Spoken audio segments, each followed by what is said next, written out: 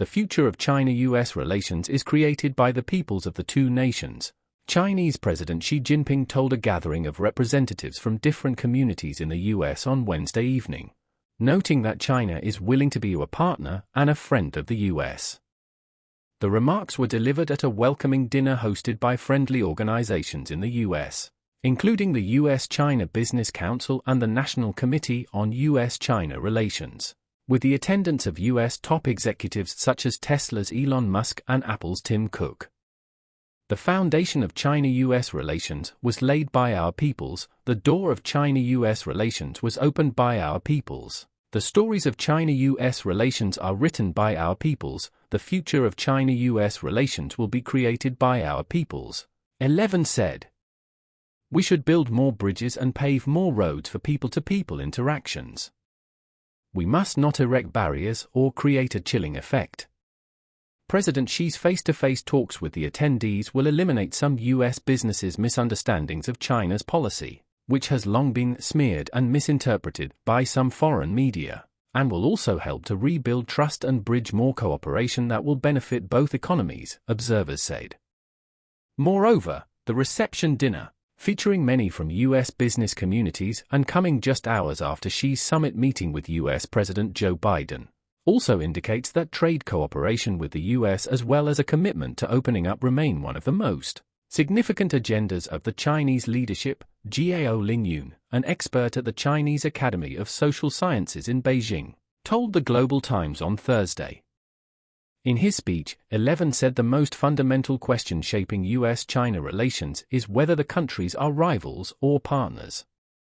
If we regard each other as the biggest rival, the most significant geopolitical challenge and an ever-pressing threat, it will inevitably lead to wrong policies, wrong actions, and wrong results, 11 told the audience. China is willing to be a partner and a friend of the U.S., he remarked. The speech was applauded many times, suggesting the talk is a success, said attendees of the meeting reached by the Global Times on Wednesday, noting that many in the U.S. knows China through the media, but an interaction like this will help them know the true China, friendly and peaceful rather than hostile. A great speech and communication like this is very helpful, Ray Dalio, founder of Bridgewater Associates, who attended the dinner, told the Global Times on Wednesday. At the moment, the main thing for China-US ties is don't be prejudiced, mutual understanding, and coexistence, Dalio said. I hope China and the US can work together for richer prosperity of the world, Tesla's CEO Elon Musk, who made a trip to China just months ago, said after the dinner, according to a report from the Xinhua news agency. Others on the guest list also included Executive Chairman of Nike, CEO of Pfizer, CEO of Qualcomm, Chair of MasterCard, among others. The dinner was very animated among the US company executives. A Bloomberg report said that executives were scrambling for seats or to be put on a waiting list for the dinner to meet with the Chinese president, citing people familiar with the situation. Some on the waiting list even waiting outside of the dinner venue in hopes of securing a last-minute opportunity to dine with the Chinese president, said the above-quoted person, who asked to remain anonymous. Apart from business executives, a group of Chinese President Xi's old friends also attended the dinner. For instance, Gary Dvorchak, son of Eleanor and Thomas Dvorchak, the family that hosted 11 during his 1985 visit to Muscatine, was also in attendance. Gary Dvorchak, who is now also doing businesses in the US and China, told the Global Times that 11 sent the message of openness in commerce and economics. He said that the Chinese government definitely has a policy of encouraging investment and trade. According to Dvorchak, his family developed amiable friendship with 11 after his visit in 1985. In his description, 11 will join those old friends in family talks which are not political but show sincere caring for them. The lively atmosphere at the event makes it difficult to imagine that the economic relationship between the world's two largest economies is currently facing very challenging times.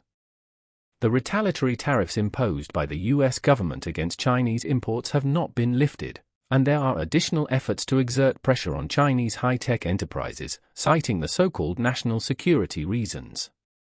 Experts also noted that although cooperation and two-way investment is in the interest of willingness of businesses from both sides, challenges remain serious.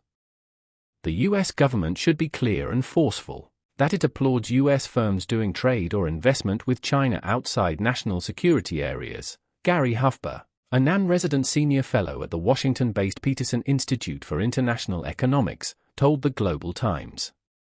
Economic and trade relations in the China-U.S. ties are crucial, Huffber said. By our calculations, U.S.-China trade provides a strong spur to economic growth in both countries. We estimate that a $100 billion increase in bilateral trade results in a $30 billion growth in GDP in each country. Bilateral foreign direct investment generates more gains. Conversely, U.S. congressional China hawks, who seek to decouple our two economies, would make both countries poorer if their goals were realized, said Huffber. The trade frictions and barriers established are unlikely to change substantively in the short term, Sun Tai, assistant professor of political science at Christopher Newport University, told the Global Times on Wednesday. Of course, against this backdrop, there is still room for cooperation that the U.S. and China can jointly explore, especially since the economy is not a zero-sum game, and stabilizing prices and growth are common goals for both, Sun said. We are in an era of challenges and changes. But it is also an era of hope. The world needs China and the U.S. to work together for a better future. We, the largest developing country and the largest developed country, must handle our relations well. In a world of changes and chaos, it is ever more important for us to have the mind, assume the vision, shoulder the responsibility, and play the role that come along with our status as major countries, Eleven said in his remarks at the dinner reception.